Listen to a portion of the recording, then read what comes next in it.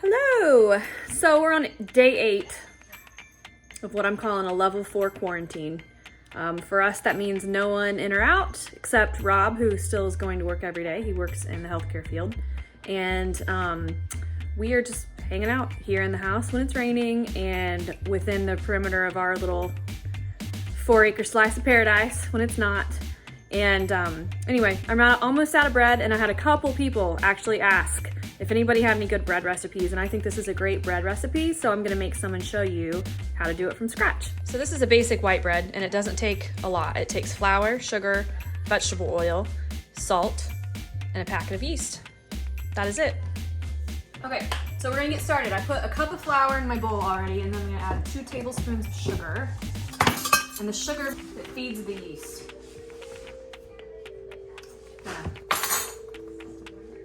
Makes it grow. I'm gonna add my packet of yeast. This is active dry yeast. Dump that in there. And then salt. I need a teaspoon of salt.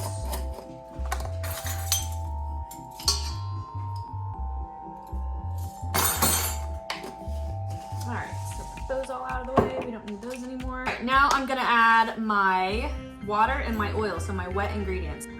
A cup of warm water. You don't want it too hot because it'll kill the yeast and then it won't bloom and then your bread won't turn out. So warm water, and then I just dump my vegetable oil into my water and add all my wet ingredients at the same time. So you need 2 tablespoons of oil. Dump them in there. So at this point, I take my dough hook, and this is what I'm going to use to knead my dough. But before I get it going, I'm just going to stir it up real quick with this. And just make sure all the flour is kind of incorporated. I've mixed my dough up, and now I'm going to turn this on and just let it mix for like 3 or 4 minutes. So we're not forming the dough yet. This is just getting it like mixed and making sure the yeast is spread throughout and all that good stuff. So here's what it looks like. This is just mixing up for 3 or 4 minutes. You can see it's not even a dough. It's like a cake batter at this point. And my recipe says to add 3 more cups of flour, and I kind of like to play it on the short side, so I'm going to start with 2.5 cups and add it a little bit at a time and see what happens. And it should form a soft ball of dough.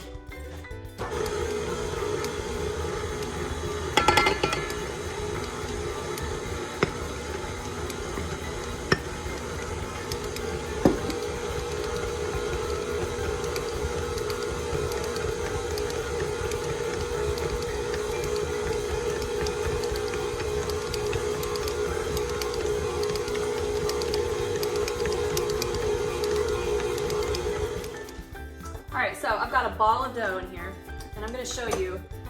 I knead my dough with my dough hook and my stand mixer. I think I said it in the cinnamon roll video that if you have a stand mixer with a dough hook, don't be a hero and knead it by hand.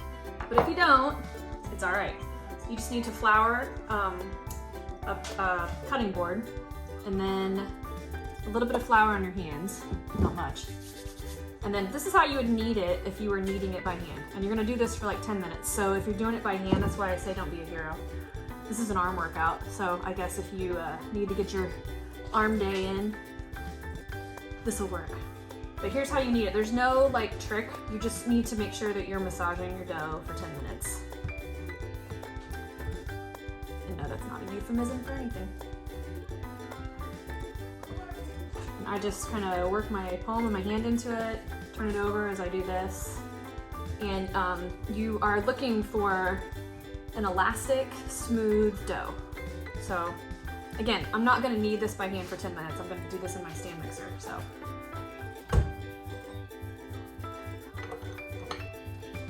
I just wanted to show you how to do it if you don't have a dough book in the stand mixer. Alright, so we're turning that on to the lowest setting on mine, which is 2. I don't want it on stir, that's not quite fast enough. And we're just gonna leave it in there like this for 10 minutes. And I'll show you how to tell. I'll show you how to tell if your dough needs more kneading or if it's good to go for the first rise when this is done. And here's what it looks like when your dough hook is kneading your dough. It's literally just beating it around. And the whole idea of kneading is it's developing the gluten strands, which is what makes your bread light and fluffy and airy instead of really, really dense and chewy. So I'll show you, this is a little trick, how to tell if your dough is ready, if it's been kneaded enough. It's called the window pane test. I know it's not ready, but I want to show you what it would look like if it isn't ready so that you know what to look for on your own. So if you take a little ball of dough out of your stand and you flatten it and you try to pull it apart, it should be able to stretch as thin as a window pane without kind of breaking.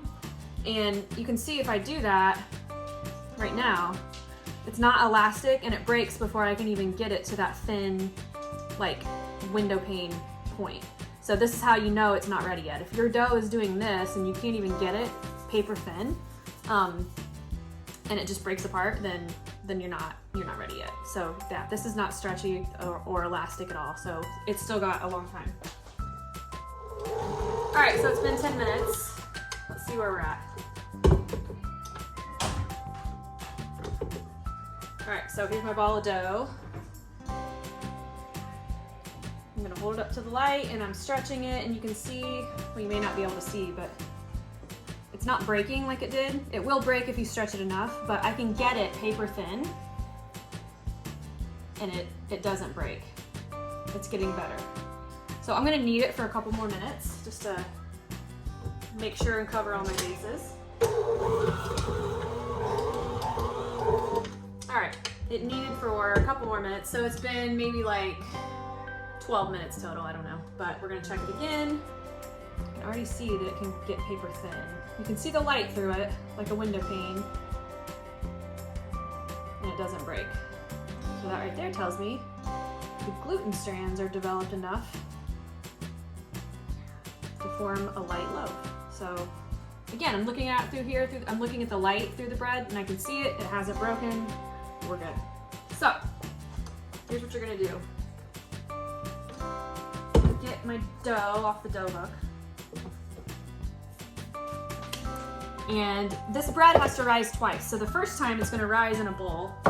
So I'm gonna spray my bowl so it doesn't stick to it.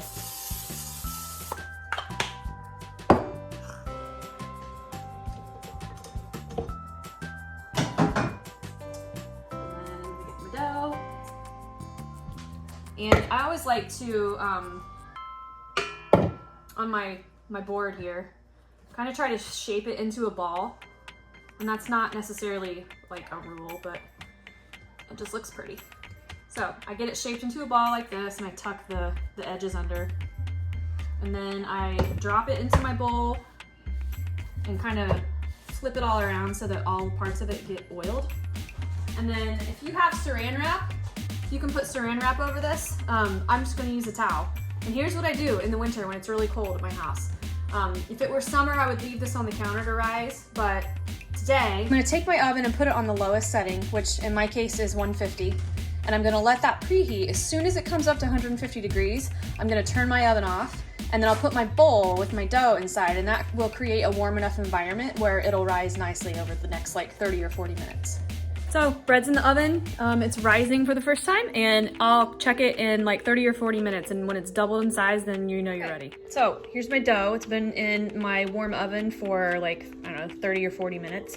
And if you can press your fingers down into your dough like that, and the holes remain, then it's ready to roll up and then do the second rise. So I'm gonna show you how I do that. Okay, so first thing you wanna get your dough out of your bowl. And this is called punching it down. And you spread it out in a rectangle, as rectangly as you can get it.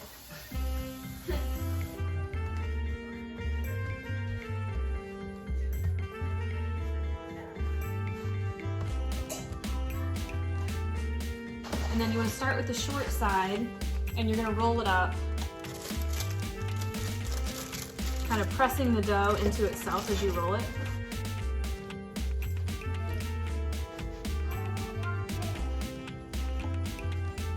And then I kind of always tuck the ends under and shape it a little bit so that it matches the shape of my pan.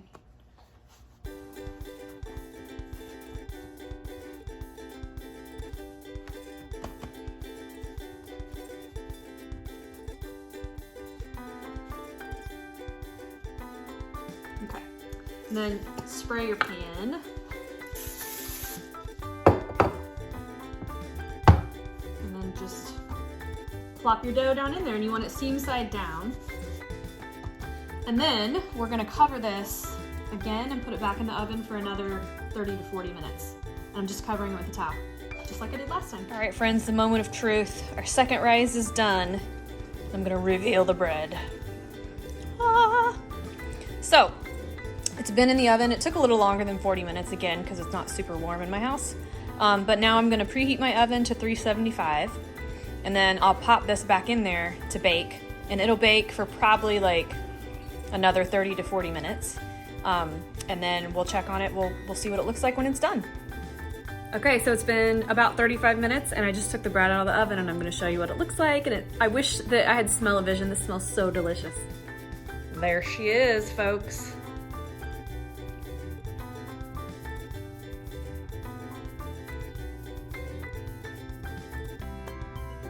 So I'm gonna let this cool for maybe 5 minutes, and then I'm gonna turn it out of the pan onto my cutting board that I used earlier so that it can cool completely. You wanna cool it completely before you cut it, otherwise it'll kind of collapse and it won't cut very well.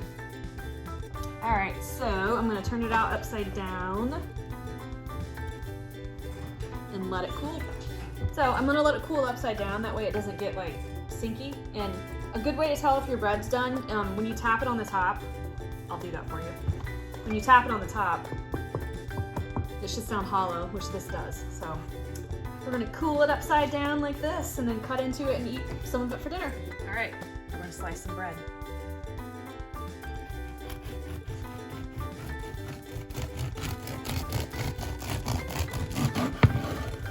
Oh yeah, look at that. Perfect. So delicious.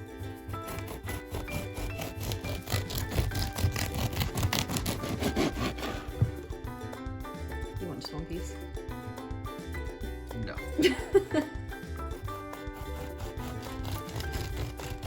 The first time I made bread, we didn't have kids yet, and we made it, and it came out of the oven, and we sliced it, and we stood at our island and buttered.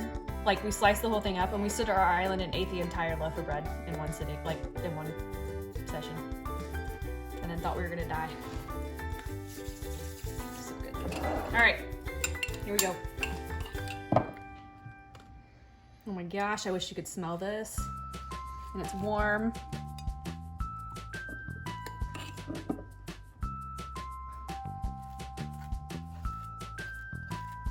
Look at that crust.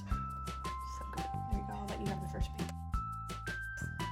You forgot to put some butter on the spot that doesn't have butter on it. Where? Here? Okay. Give me some more butter.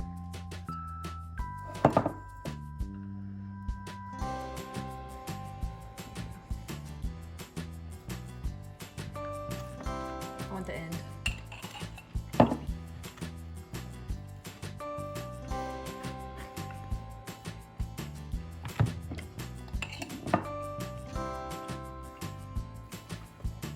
Very good.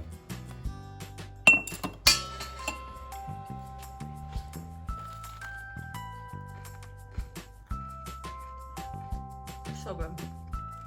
There's nothing like fresh homemade bread with butter. I'll put the recipe in the description. Thanks for watching.